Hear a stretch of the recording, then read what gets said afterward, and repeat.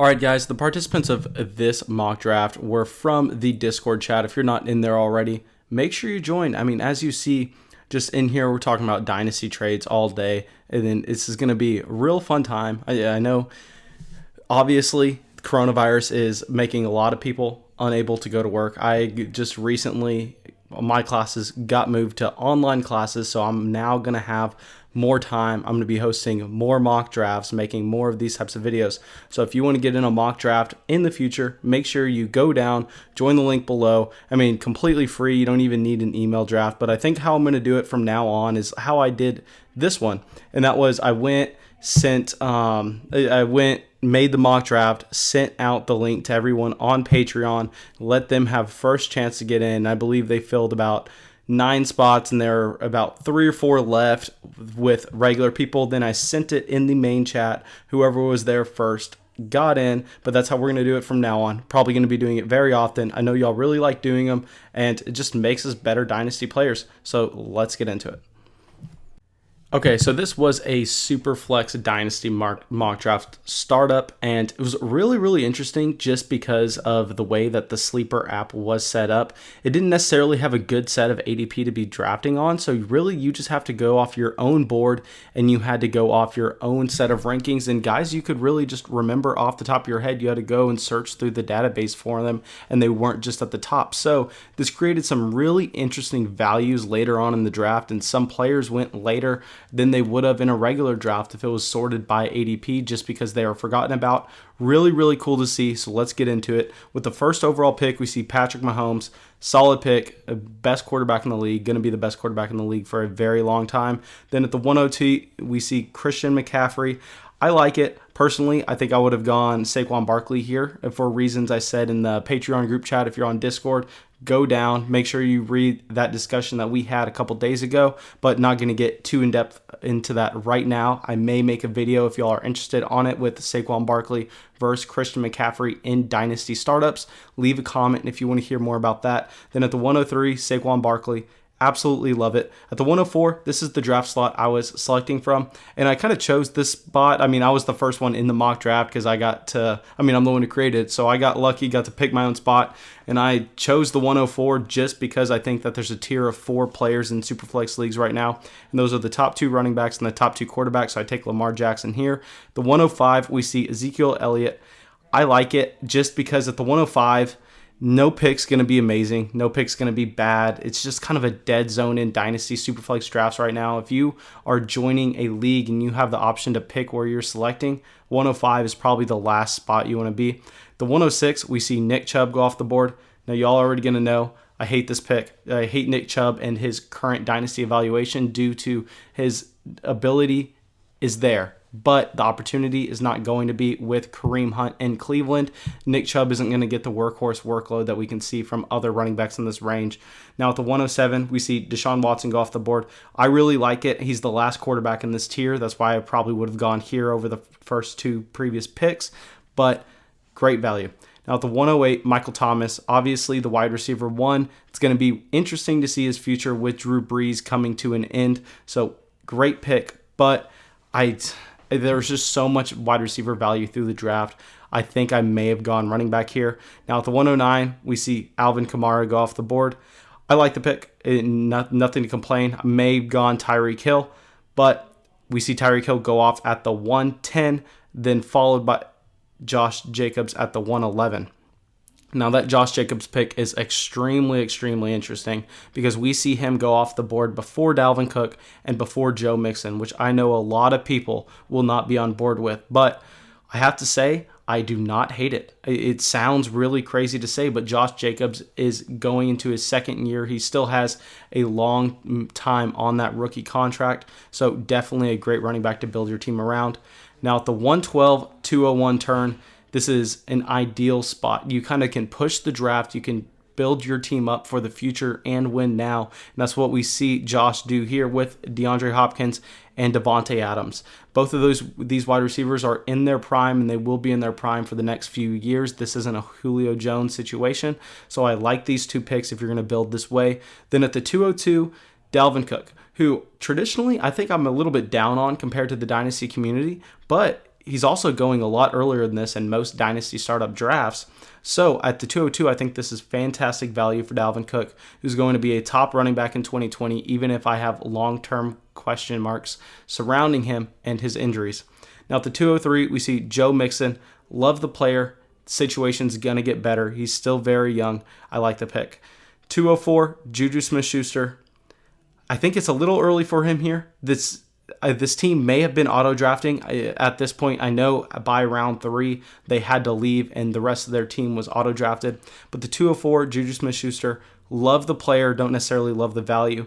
Now at the 205, we see Kyler Murray go off the board. Fantastic selection. I love Kyler Murray at this value. Kyler Murray is going to be a guy that has the upside of a Lamar Jackson. He can be the quarterback one in fantasy, and we know he has the youth, and we know that he's going to be around for a very long time.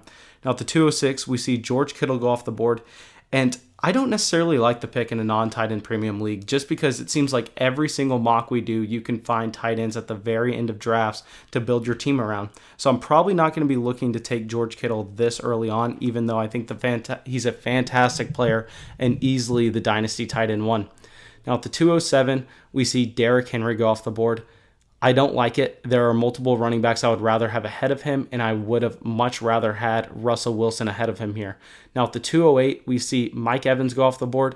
If you're going to go wide receiver, it's fine, but I still don't think this is a spot where you should take one. I kind of made this mistake earlier in the offseason before we started doing this mock drafts where I would take these wide receivers early, not realizing how much value was going to be there later on.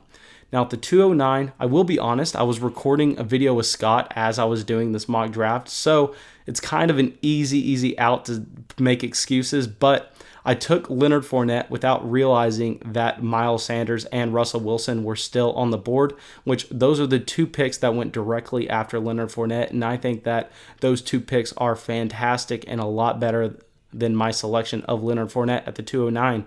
Now skipping ahead to the 212 at the end of the second round, we see Amari Cooper go off the board. I like it. I think that most people will have Chris Godwin ahead of Amari Cooper here, yet Chris Godwin was one of those players that wasn't based on the top of sleepers ADP for whatever reason. So he was a guy that you had to scroll down a little bit. You had to remember him to go out and get him. So at the 301, we see Aaron Jones. This is a pick that I hate. Y'all know I'm not a big Aaron Jones fan. I think he's a fantastic running back, and he's highly efficient with the touches that he gets, but he's never been able to command workload that has been put him in the top tier of running backs. So I'm kind of off on him at the 301, especially with the uncertainty of his future. I know a lot of people say, what are you talking about? He is extremely young. He's extremely talented. He's going to be the starting running back in Green Bay for years to come. I'm just not there. I love him. But, I mean, Aaron Jones is a player that I've talked to on FaceTime before. I love Aaron Jones. I've loved him since he came in the NFL, but I can't get behind him at the 301 evaluation. Now at the 302, we see Kenny Golladay go off the board, and I love Kenny Golladay. If y'all have been watching the videos consistently, y'all saw that in yesterday's video. I referenced that high-stakes fantasy drafters are taking Kenny Golladay as the wide receiver 8 in redraft leagues for 2020. And I think that in Dynasty, his value hasn't caught up to that evaluation yet. So I think that it's getting him at the 302 here is maybe a little bit higher than you have to pay in most startups, but he's worth it. Now at the 303, this is an interesting pick. I don't necessarily agree with it just from a team construction standpoint, but we see Carson Wentz go off the board. Wentz is a guy that I've never been really in love with. I know he has some massive fans. He's not bad, but I just would have rather seen Chris Godwin go off the board, who I took at the 304. And I know what y'all are thinking. Mason, you're the biggest Chris Godwin hater on the entire planet. How are you going to take him in a startup draft? Guys, it is the third round at this point. I know I've said that I wouldn't touch him before Juju Smith-Schuster, Amari Cooper, Mike Evans, but here we are. He went behind all of them. This is the last, this will probably be the last time you ever see this kind of value for Chris Godwin, but definitely worth it there at the 304. Now at the 305, we see Julio Jones go off the board. I like the pick. The only problem with the pick is it kind of locks you into being a win-now team, and you can't really build for the future. You have to push all your chips in the middle.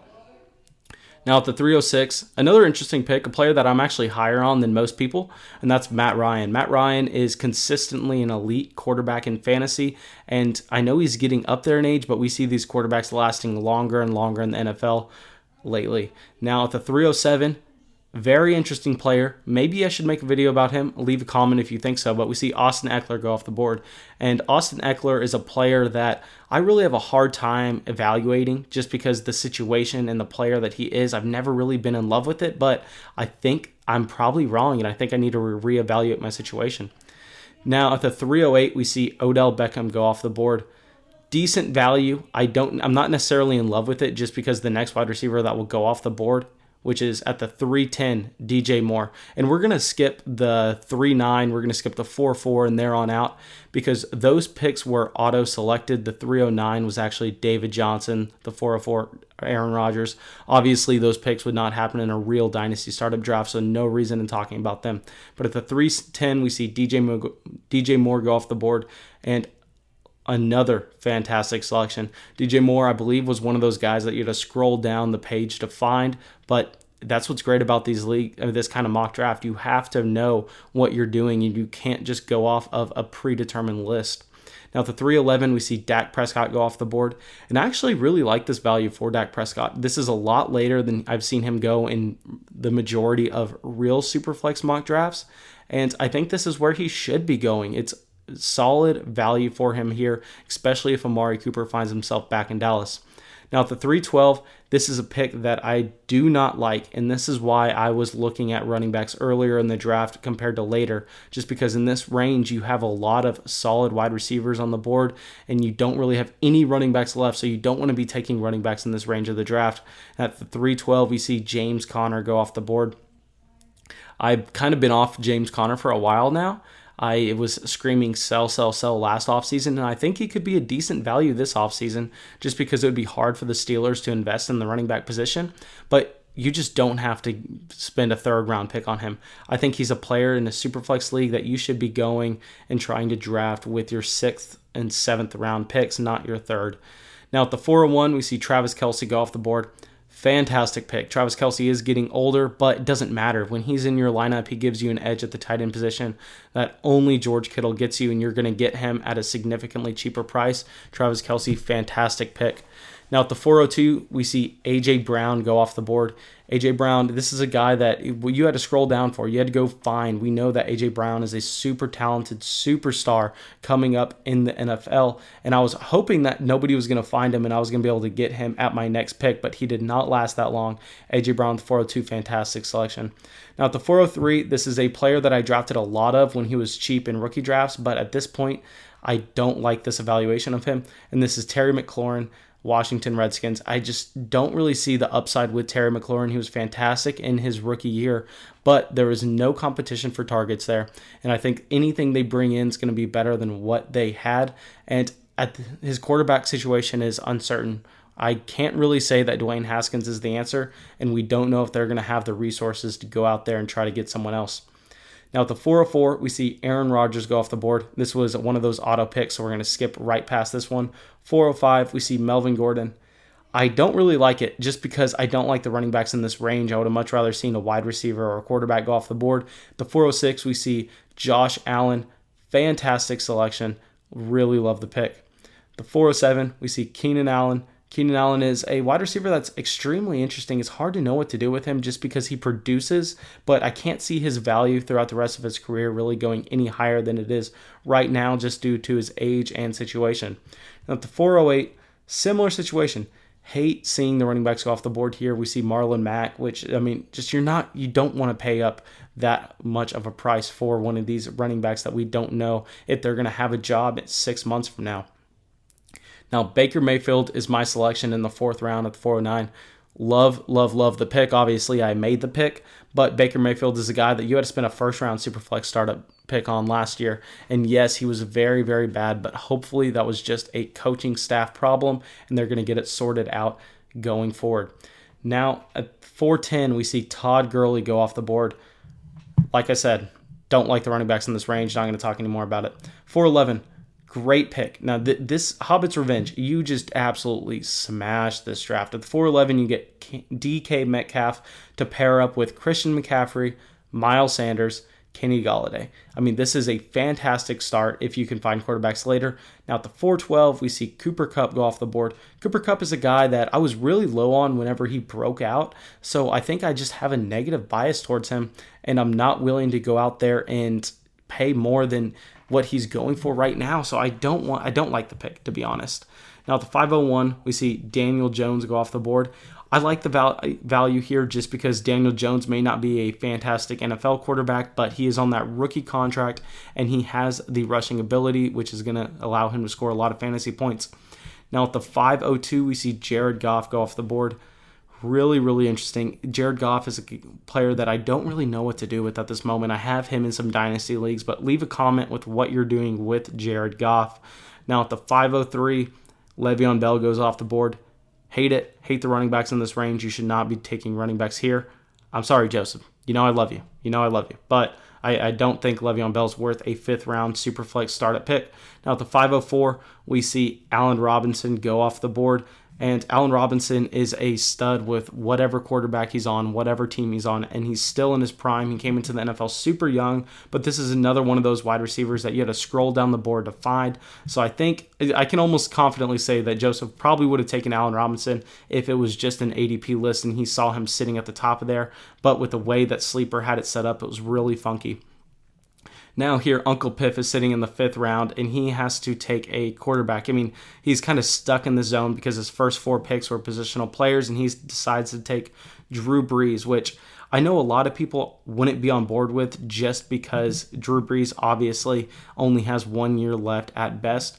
But I'm going to say it's not as bad as I think most people would think, just because it was really smart with his team construction where he has Ezekiel Elliott, Julio Jones, Marlon Mac. So 3 guys that really you have to push in to win in 2020. You can't build for the future. And so it just goes along with his team construction.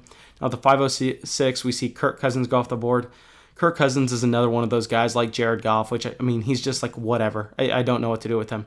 Now, here's the best pick in the draft at the 507.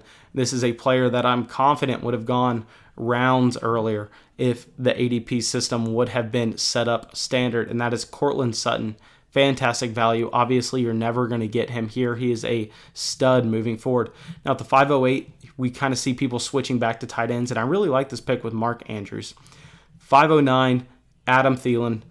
I don't like it. I'm being stupid. I'm sorry, guys. This was an auto draft pick. My bad. We're going to skip over it. The 510, we see Jameis Winston go off the board. Y'all know I love Jameis Winston. I'm just afraid that he's not going to get the opportunity in the future. But we know, despite what he is an NFL quarterback, when he's on the field for fantasy purposes, he is elite. 511, a fantastic pick. Calvin Ridley, Matthew Stafford at the 512.